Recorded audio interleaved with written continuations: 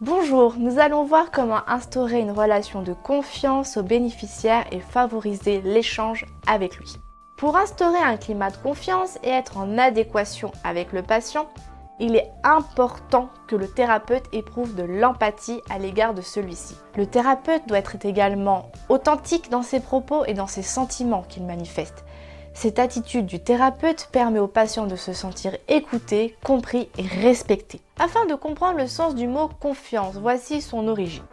L'étymologie du mot confiance provient d'un mot qui signifie avoir foi en quelque chose, en quelqu'un, se fier à, car il s'agit bien de cela. Pour instaurer une relation de confiance, il faut avancer étape par étape. D'abord, accueillir le patient avec une formule de politesse. Puis avoir le sourire et une posture ouverte. Se présenter, proposer de partager un moment ensemble et enfin discuter des besoins de la personne par une écoute active.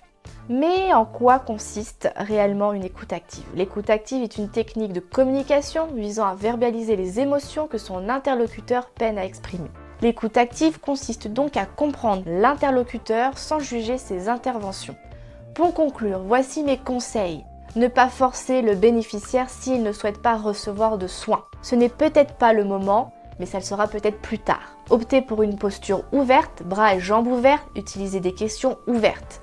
N'oubliez pas que vous êtes ici, chez lui, dans son espace. Et pour finir, patience. Dans une séance, il peut y avoir que 20 minutes de soins, mais pour autant, le reste du temps aura permis d'établir un lien de confiance. Ce n'est pas parce que le soin est court qu'il n'équivaut pas à une heure de soin.